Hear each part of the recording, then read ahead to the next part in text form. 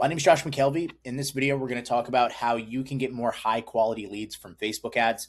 I manage about $6 million in ad spend every year for our clients. We typically work with larger sales organizations and we only work on a performance basis. If you have any interest in working with me, or if you just want to ask questions, there's a free Skool community in the description below where you can reach me. So let's just jump right into this. This isn't going to be so much of a tutorial. There's a million of those on website, all across YouTube. In these videos that I make, I like to speak to you as a business owner, as a sales director of somebody in upper management at these sorts of companies at a very high level, because then you can go find all the tutorials. But I feel like a lot of the YouTubers that I see, at least in my feed, they don't have the actual experience managing thousands of dollars a day on campaigns. So I just like to keep everything at a high level, so then you can go execute, or a member of your team can go execute after the fact. So when we're speaking about lead quality, it's all about your forms. You can add something in forms called conditional logic. So the first step is, if you're wondering why your Facebook ad quality isn't good, I would check your conditional logic. You need to add questions in your form that pre-qualify your prospects. And you can, and to be honest, when we do initial audits for companies and whatnot, 9 times out of 10, they are not pre-qualifying enough. So just to tell you a short story, years ago when I got my first opportunity to start running a lead generation campaign for about a 150-person company, they said, "Can you generate leads?" And I said, "Yes, I can generate leads." And what we did was we just kind of wanted to prove it to them and make a point that we could generate leads. So what we did was we ran an ad. We had no conditional logic, and it was only a contact field. And we flooded them with $5 leads. This was particularly in the business loan space. And of course, the sales team is like, "These leads are junk. What are we doing here?" But we kind of wanted to prove a point. And then from there, over time, what we did was we slowly started adding in more pre-qualification questions to ultimately increase the lead quality. And what you'll find over time, and I feel like something that a lot of other advertisers don't understand, is the sales side of things, that you need to be filtering your leads, because believe it or not, they are on Facebook. I generate about 20,000 leads a month, high quality leads a month at that. These types of people are on Facebook. You just need to know how to pre-qualify them. And when you pre-qualify them properly, Facebook's algorithm gets smarter. So now your algorithm is smarter than your competitors, because it's going out and finding those people because you're training it on who to find. Okay, so quality is all about your form. Make sure that you're using conditional logic. I should also mention that there's really 2 types of paths you can go down in terms of forms.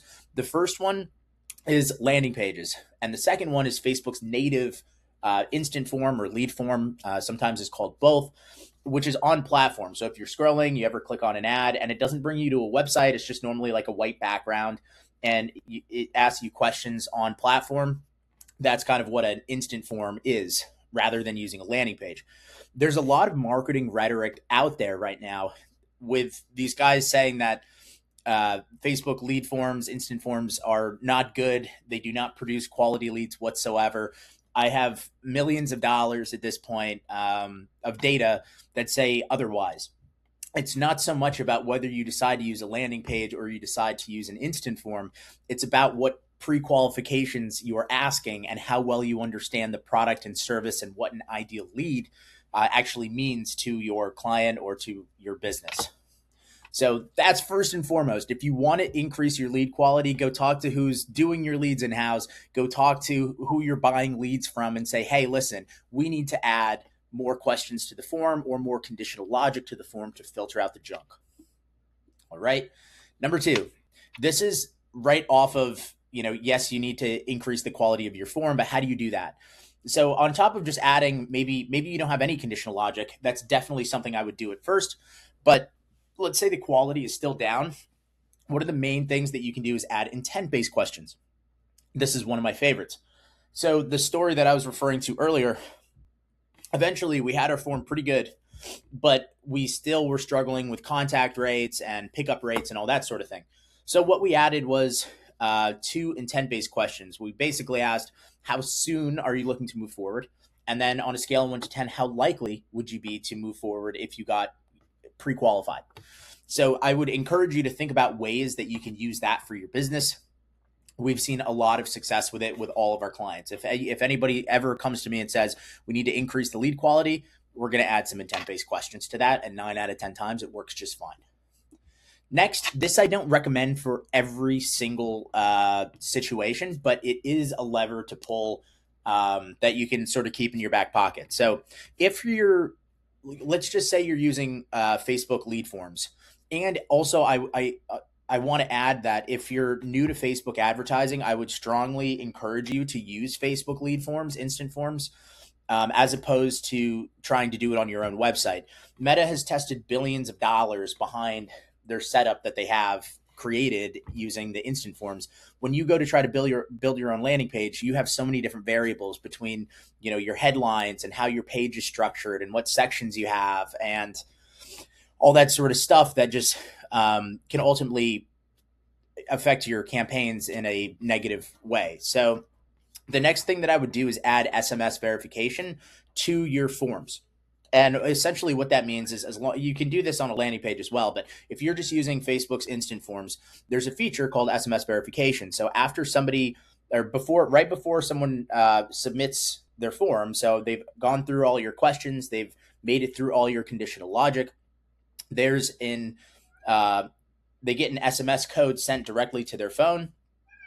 They have to put in that code for them to become a lead. So that's something that works very, very well to help increase the lead quality.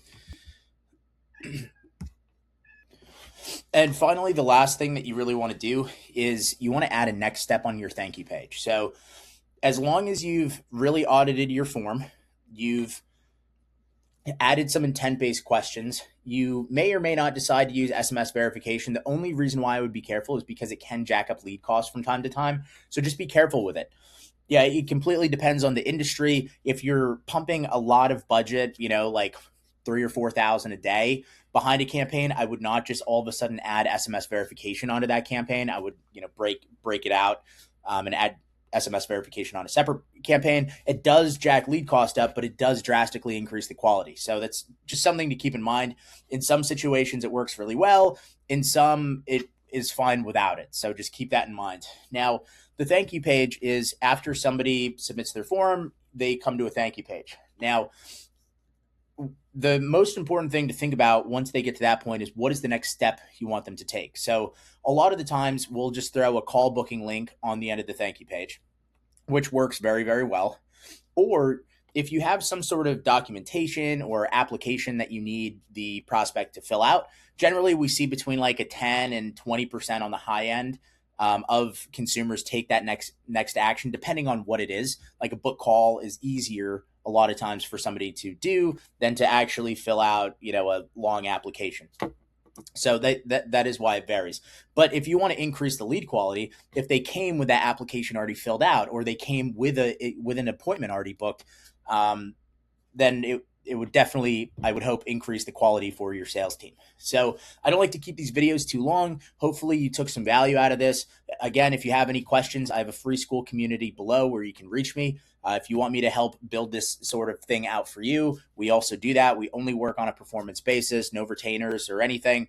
If you have somebody in-house that you want me to work with and help train, I'm also happy to do that as well. So thanks so much. I'll see you in the next video.